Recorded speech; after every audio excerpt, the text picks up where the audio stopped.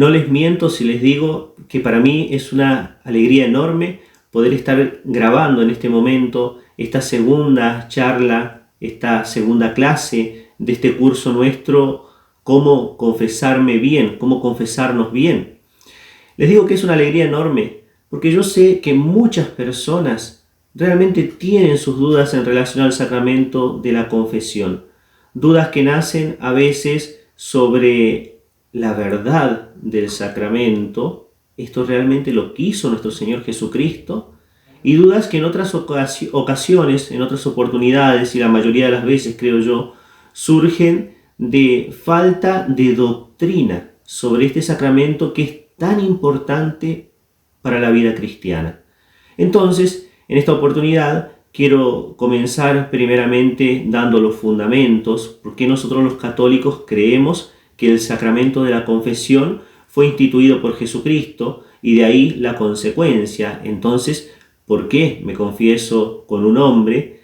Quiero después aprovechar la oportunidad y al mismo tiempo responder a una de las preguntas que tan generosamente dejaron en los comentarios. Sepan que pueden dejar nuevas preguntas que tengan sobre el sacramento y voy a intentar progresivamente en las distintas clases ir respondiendo a ellas. Esta pregunta versaba sobre qué es pecado. En definitiva, la pregunta era eso: ¿qué cosa es pecado y qué pecado tengo que confesar? Anticipo que hay que confesar como materia obligatoria del sacramento todos los pecados graves aún no confesados. Eso sería la materia obligatoria del sacramento. Ahora hay personas que no saben distinguir qué cosa es pecado, qué cosa no es pecado. Vamos a tratar de responder a eso como segunda cosa. En tercer lugar, vamos a tratar de dar respuesta a algunas de las preguntas que han ido apareciendo en las clases, en la charla anterior y que ustedes, como ya comenté, dejaron ahí en los comentarios. Entonces, vamos a enfrentar el primero de los temas planteados para este día, que es el fundamento. ¿Por qué el sacramento de la confesión y su consecuencia? ¿Por qué confesarme con un hombre? El fundamento primero, y creo yo que el que más les va a gustar a ustedes, es el fundamento bíblico. Es una cosa de la Sagrada Escritura, el sacramento de la confesión. Es una cosa que Jesucristo instituyó, nosotros creemos firmemente en eso, y quedó registrado en ese libro sagrado al que nosotros llamamos Biblia. En particular está en los Evangelios. Y es así que podemos dejar 3 citas para que ustedes puedan ver, después comprobar, meditar sobre eso también para valorar lo que Jesucristo nos ha dejado. Y ahí aparece el Evangelio de San Juan en su capítulo 20, en los versículos 21 hasta el 23, al menos yo seleccioné ese pedacito. Jesucristo dice: la paz con vosotros, comienza con eso, y fíjense qué realidad interesante, porque es lo que uno busca cuando va al sacramento de la confesión. Y continúa nuestro Señor: como el Padre me envió, también yo os envío. Y después sopló sobre ellos el Espíritu Santo, y nuevamente las palabras de Cristo: recibid el Espíritu Santo. A quienes perdonéis los pecados, les quedan perdonados, y a quienes se los retengáis, les quedan retenidos.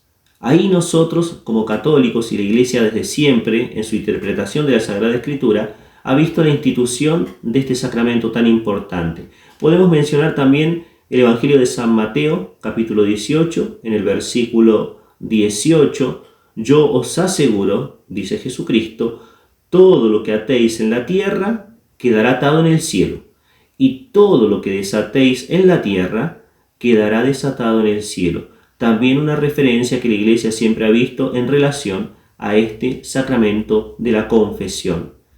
Tercera cita que vamos a dejar, la última, y está dirigida propiamente a San Pedro, pero como tiene relación con lo mismo, la vamos a nombrar. Está en el mismo Evangelio de San Mateo, en el capítulo 16, en el versículo 19.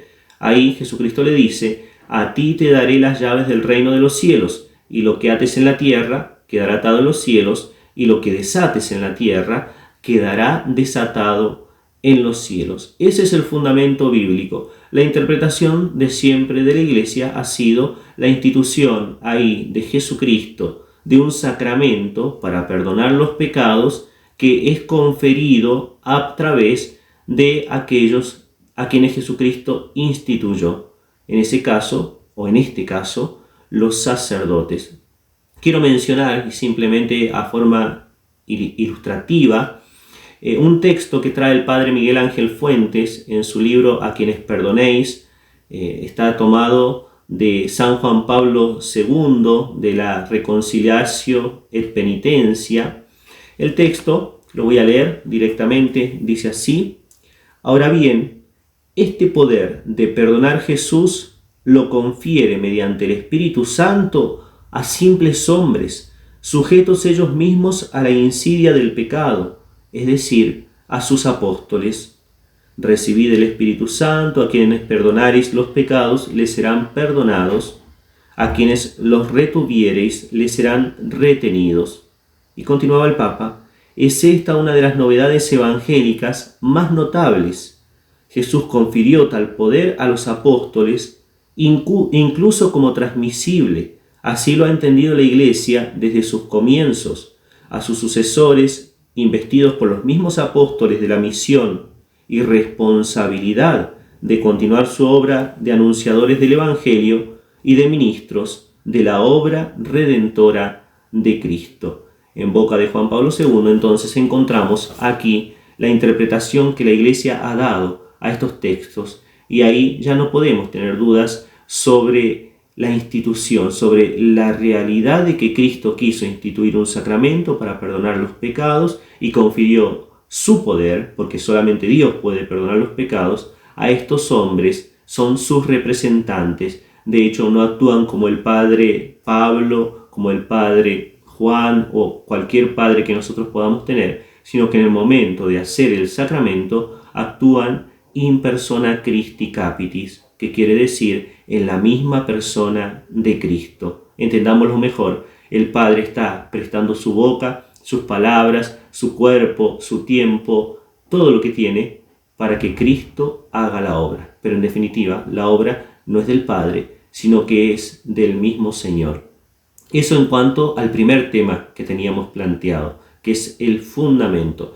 Cuanto al segundo tema, sobre la realidad del pecado, que es la materia propia del sacramento, vamos a decir que pecado es una falta voluntaria contra la ley divina. Ahora, para el sacramento de la confesión, yo estoy obligado a decir todos los pecados graves que aún no han sido confesados. Todos. Por eso es importante el número, porque una persona puede llegar al confesor y decir: Padre, robé. Y tal vez robó cosas grandes, tal vez fue un pecado grande. Pero tiene que decir cuántas veces lo hizo, porque son diferentes pecados.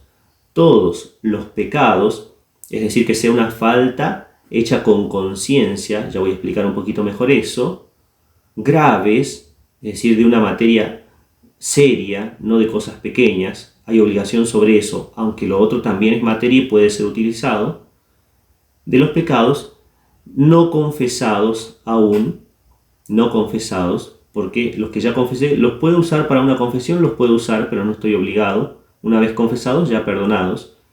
Y podemos aclarar, es importante, que han sido realizados después del santo bautismo. Antes del bautismo, los pecados solamente son perdonados con este sacramento, el bautismo. Después del bautismo, la confesión. ¿Cómo saber si yo he cometido un pecado grave, un pecado mortal? Primeramente, para que haya pecado mortal, tiene que haber una materia grave. Yo puedo ir y robar en un negocio un caramelo y evidentemente no estoy cometiendo un pecado mortal, es una cosa pequeña, es una falta, ofende a Dios, pero no es un pecado mortal. O puedo ir y robar todo el dinero de la caja de ese negocio. Y ahí sí estoy cometiendo un pecado grave si ese dinero es una buena cantidad.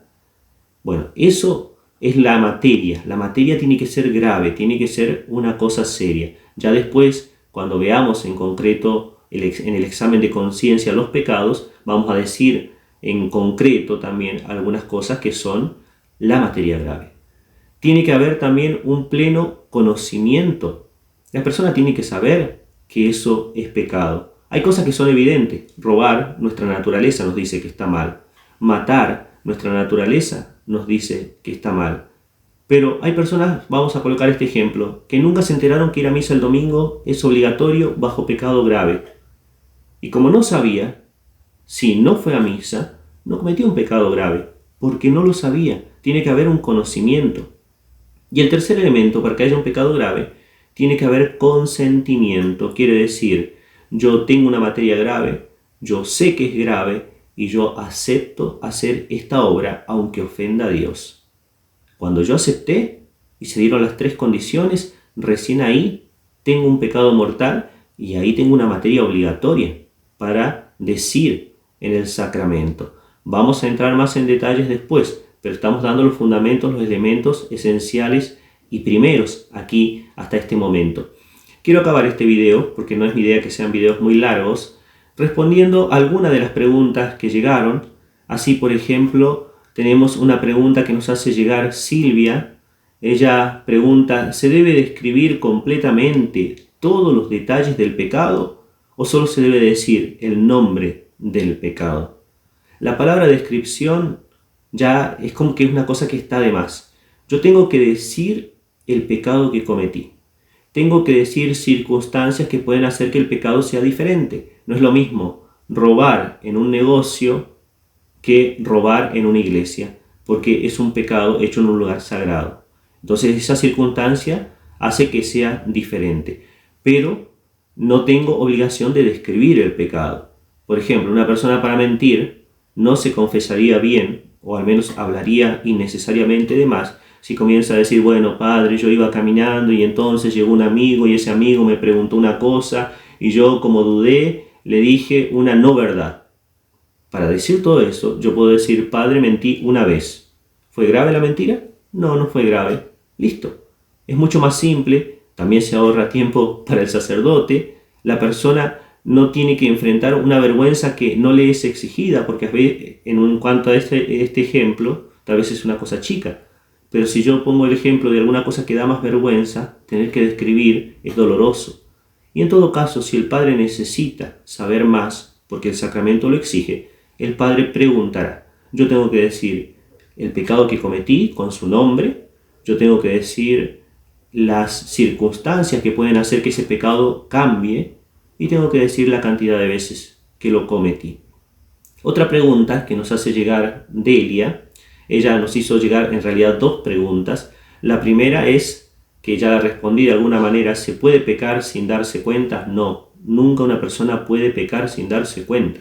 Porque dijimos, uno de los elementos para que haya pecado es tener conciencia de que se está haciendo un pecado. Entonces, no existe un pecado que no sea consentido. ¿Está bien? La segunda pregunta que nos hace llegar esta mujer dice, ¿qué pasa si uno se confiesa frecuentemente y el sacerdote le dice que no es bueno confesarse frecuentemente? Aquí hay dos posibilidades, siendo bien realistas. La primera posibilidad es que el sacerdote no quiera confesar, que sea un sacerdote que se esté escapando de alguna manera de su oficio, y es posible, porque en la iglesia hay trigo y cizaña, puede haber padres que hagan eso, pero la segunda posibilidad, y es la que tenemos que considerar como más seria, como más probable, es el hecho de que el padre haya descubierto que esta persona que tiene enfrente tiene el problema de los escrúpulos. Y entonces, como ve pecado donde no hay, como crea un mundo que le hace una presión desmedida, la hace sufrir de más, entonces el padre que va a acabar diciéndole, no confiese tan frecuentemente, porque está viendo que no tiene pecados grandes y está viendo que le está haciendo un daño psicológico porque la persona no consigue ver con claridad. Y en ese caso uno tiene que ser bien obediente, bien sumiso, porque el sacerdote es el representante de Cristo. Esa es su función en el sacramento de la confesión. Es Cristo ayudándome. Me perdona los pecados, me aconseja, me dice qué obligaciones tengo en relación a los pecados que yo he cometido. El sacerdote es Cristo. Espero que haya sido de utilidad para ir aclarando algunas dudas más. Serán mucho más concretas las próximas clases. Los invito, les pido difundan este material. Yo creo que le puede hacer muy bien a muchos, pero hagamos ese trabajo, tomemos esa responsabilidad. Primera cosa, recomendemos. Segunda, dejen comentarios y dejen sobre todo esas preguntas que puedan tener en relación a este sacramento de la confesión para que yo pueda ir respondiendo. Una vez más agradezco a las personas que ya dejaron algunas preguntas. Y en tercer lugar, en relación a este curso y a nuestro canal, quiero pedirles oraciones. Oraciones porque los frutos dependen de Dios. Y como Dios escucha nuestras oraciones, si le pedimos frutos espirituales, si le pedimos que la gente se enamore cada día más de Jesucristo, de su Sagrado Corazón, ciertamente que Dios concederá. Tal vez no veremos, pero Dios concederá. Que Dios los bendiga, que Nuestra Señora los acompañe y nos encontramos en la próxima clase. Les envío mi bendición en el nombre del Padre y del Hijo y del Espíritu Santo. Amén.